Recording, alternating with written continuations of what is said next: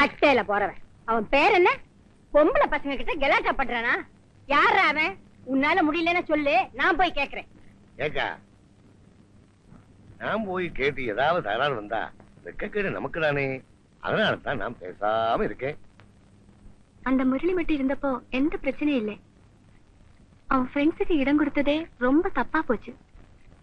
அப்பா, என்ன வந்தாலும் சரி, அவங்க 2 பேரையும் உடனே வெளியே அனுப்பித்தான் ஆகணும். காயத்ரி, எனக்கு எல்லாம் தெரியும். ஆனா நான் என்ன பண்றது? அந்த சோம்பேறி பசங்கிட்ட பேச போனா எம் மானந்தான் போயிடும். அதனால தான் பேசாம இருக்கேன். நமக்கு ஹெல்ப் பண்றதுக்கு யார் இருக்கா? ஏண்டா, அந்த போக்கிரி பசங்க பண்றத பார்த்துட்டு பேசாம இருக்க சொல்றியா? பொம்பளை பசங்க வெளியில இறங்கி நடக்க வேண்டாம், உடனே இதுக்கு ஏதாவது ஒண்ணு பண்ணிதான் ஆகணும். திரும்பேண்டி, பொம்பளை பசங்களை வெளியில இறங்கி நடக்க விட மாட்டானா? அறிவு விட்டவனுங்க.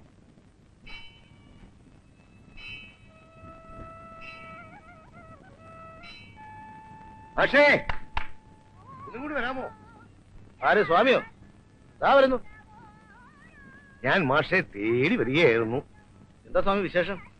അവന്മാരെ കൊണ്ട് വലിയ തൊന്തരവായിട്ടുണ്ട് മാഷെ. എന്തെങ്കിലും ഉടനെ ഒന്നും ചെയ്യാതെ പറ്റില്ല. ഇന്ന് രാവിലെ സാവിത്രി കുട്ടി കുളിക്കാൻ പോയപ്പോ ആ ഏഭ്യൻ എന്തെല്ലാം അനാവശ്യങ്ങളാ പറഞ്ഞതെന്ന് അറിയാമോ? ഇനി ഒരു ദിവസം പോലും അവന്മാരെ അവിടെ വെച്ചുകൊണ്ടിരിക്കാൻ പറ്റില്ല മാഷെ. നിങ്ങൾ തന്നെ ഏതാവത് ഒരു വഴി ചൊല്ലിക്കൊടുക്കണം. ഞാൻ ആലോചിച്ചിട്ടൊരു വഴിയെ കാണുന്നുള്ളൂ സ്വാമി. എന്താണത്? നമുക്ക് പോലീസ് സ്റ്റേഷനിൽ ഒരു പെറ്റീഷൻ കൊടുക്കാം. ആ നിമിഷം എല്ലാത്തിനെയും അവന്മാര് പൊക്കും. അത് വേണോ മാഷെ? വേണം സ്വാമി. നാട്ടുകാർ അറിഞ്ഞാൽ അത് നമ്മുടെ കുട്ടികൾക്കാണല്ലോ മോശം. ഓഹോ, അതും ശരിയാണല്ലോ. അപ്പൊ വേറൊരു വഴിയുണ്ട്. അതായത് സാവിത്രി കുട്ടിയെ കളിയാക്കിയ വിവരം നമ്മൾ സ്റ്റേഷനിൽ അറിയിക്കുന്നില്ല.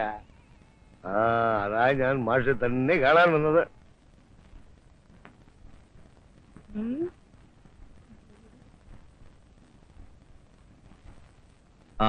എത്ര കൊല്ലത്തേക്കാ വാടക ചീട്ട് എഴുതിയിരിക്കുന്നത്? വാടക ചീട്ടൊന്നും എഴുതിയിട്ടില്ല സാർ. ഒരു നമ്പിക്കയുടെ പേരിൽ കൊടുത്തതാണ്.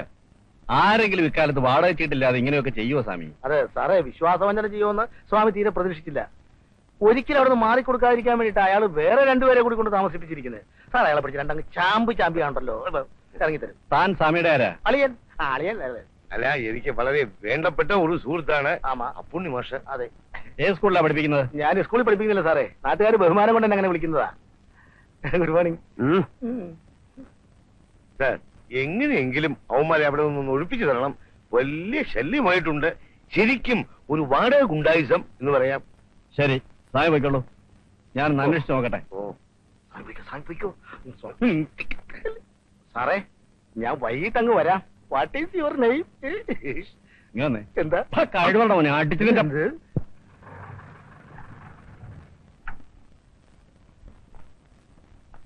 വണക്കം സാർ. നമസ്കാരം. അവന്മാര് മോളിലുണ്ടോ? ഉണ്ട് സാർ. സ്വാമി വരണ്ട. കൺമണി അൻപോട് കാതലൻ ഞാൻ എഴുതും കടിതമേ പൊന്മണി. നിങ്ങളാണോ മുരളി? അതെ സാർ.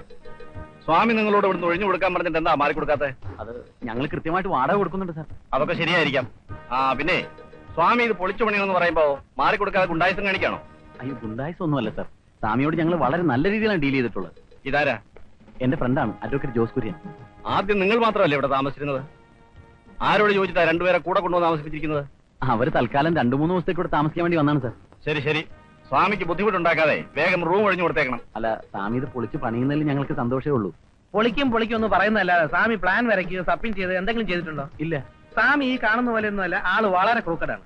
ഞങ്ങൾ ഇവിടുന്ന് ഇറക്കിയിട്ട് കൂടുതൽ വാടകയ്ക്ക് വേറെ ആർക്കോ കൊടുക്കാന്ന് സ്വാമി വാക്ക് പറഞ്ഞിട്ടുണ്ട്. ഓഹോ, ഇനി സ്വാമിക്ക് ഇത് പൊളിച്ച് പണിയണമെന്ന് നിർബന്ധമാണെങ്കിൽ അതിനുള്ള അറേഞ്ച്മെന്റ്സ് എല്ലാം ശരിയാവുമ്പോ ക്വാർട്ടേഴ്സ് കിട്ടിയില്ലെങ്കിൽ തന്നെ ഞാൻ ഒഴിഞ്ഞു കൊടുത്തേക്കാം. ഇനിയും ഞങ്ങളെ ഡിസ്റ്റർബ് ചെയ്യരുതെന്ന് സ്വാമിയോട് സാറൊന്ന് പറയണം. സാറിനെ ഞാൻ ക്വാർട്ടേഴ്സിൽ വന്ന് കണ്ടോളാം. മുരളി എവിടെയാ വർക്ക് ചെയ്യുന്നത്? ഇവിടെ വർഗീസ് ഫാർമസ്യൂട്ടിക്കൽ. ഓഹോ, അപ്പൊ ധാരാളം മെഡിസിൻ സാമ്പിൾസ് ഫ്രീ ആയി കിട്ടുമല്ലോ. കിട്ടും സാർ. സാറിന് എന്താ വേണ്ടതെന്ന് പറഞ്ഞാൽ മതി, ഞാൻ എത്തിക്കാം. Okay, see you. Thank you sir.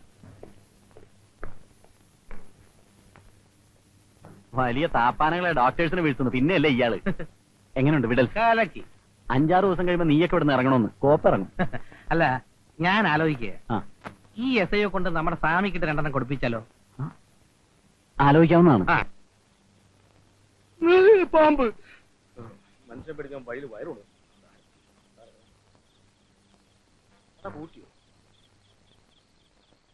മുരുകാ Shanmukha. ഷൺമുഖനല്ല സ്വാമി, അപ്പുണ്യാന്നേ. അതേ, എന്തായി സ്വാമി? പോലീസുകാർ വന്നിട്ട് അവന്മാരെ പൊക്കിയോ? പൊക്കിയില്ല, മുക്കി. ശരിക്കും അവന്മാർ നമ്മളെ മുക്കി എന്ന് പറഞ്ഞാൽ കഴിഞ്ഞല്ലോ. പുലിയെ പോലെ വന്ന SI മുകളിൽ പോയിട്ട് തിരിച്ചു വന്നത് എലിയെ പോലെയാണ്. എന്നിട്ട് എന്നെ ഒരു വിരട്ടൻ. അതെ, എന്താ ഉണ്ടായെന്ന് ശരിക്കും തുറന്ന് പറ സ്വാമി. എന്തോന്ന് തുറക്കാൻ, എന്തോന്ന് പറയാൻ?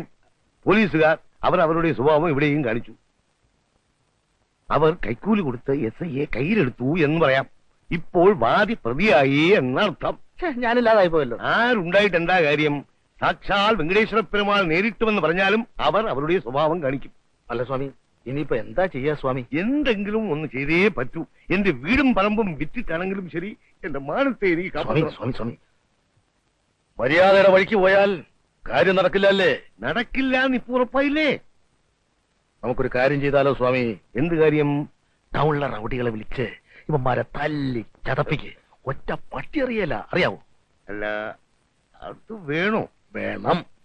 ഞാനാണ് ഇത് ചെയ്യിച്ചതെന്ന് അറിഞ്ഞാൽ പോലീസുകാർ എന്നെ കൊണ്ടുപോയി തല്ലി ചതയ്ക്കും. ആയിക്കോട്ടെ, ഞാൻ തന്റെ പേര് പറയും. എനിക്ക് വിരോധമില്ലല്ലോ. ഒരു വിരോധം.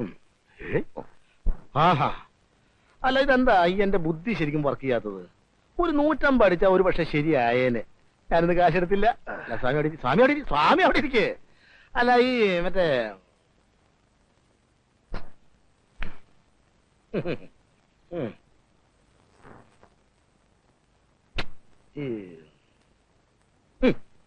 കിട്ടിപ്പോയി. എന്താ കളരിയോ?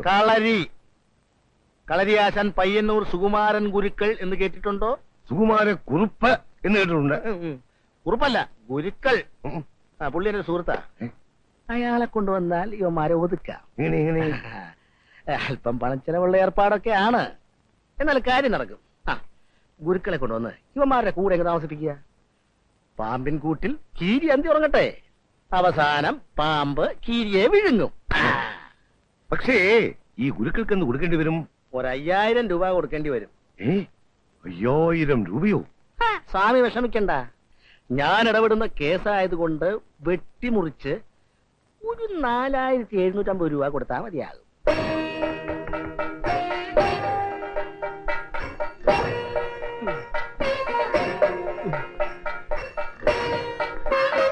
അല്ല, ഇതാരാ? അപ്പുണ്ണിയോ? നമസ്കാരമുണ്ടേ. നമസ്കാരം. എന്ത് പറ്റി? സുഖമില്ലാതെ ഇരിക്കുക. ഒരാഴ്ചയായിട്ട് കിടപ്പില്ല. അപ്പുണ്ണിയെ കണ്ടിട്ട് കാലം കുറെ ആയല്ലോ. എങ്ങനെ ഇരുന്ന ഗുരുക്കളാ? നിവർത്തി വെച്ച കൂട ചുരുക്കി വെച്ച പോലെ. പഞ്ചാര രോഗം വന്ന് പിന്നെ ചൊവ്വ നേരെ ഒരാഹാരവും കഴിക്കാൻ പാടില്ല. അത് തന്നെയുമല്ല, ഡോക്ടർമാർ ഇപ്പൊ പറയുന്നത് പച്ചവെള്ളം പോലും കുടിക്കരുതെന്ന. അതെന്താ? പച്ചവെള്ളത്തിലും പഞ്ചസാര ഉണ്ടെന്ന്. ഇക്കണക്കിന് ഗുരുക്കള് വെള്ളമിറങ്ങാതെ ചാവേണ്ടി വരുമല്ലോ. പിന്നെ എന്തൊക്കെ ഉണ്ട് അപ്പുണ്ണി വിശേഷങ്ങൾ? ഗുരുക്കൾക്ക് ഒരു കോളും കൊണ്ടുവന്നതാ ഞാൻ. എന്താ അപ്പുണ്ണി കോള്? കോള് നമ്മുടെ തൊഴിൽ തന്നെ, കളരി. എനിക്കൊരു സുഹൃത്തുണ്ട്, സ്വാമി പട്ടര.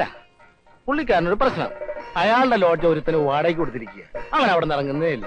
തന്നെയുമല്ല, അവൻ വേറെ 2 പേരെ കൂടി കൊണ്ടുവന്ന് അവിടെ താമസിപ്പിച്ചിരിക്കുക. ഞാൻ ഇറക്കാൻ പല പണിയും നോക്കി. പോലീസിന് വരെ ഞാൻ കംപ്ലൈന്റ് കൊടുത്തു. അവന്മാരനങ്ങുന്നേ ഇല്ല.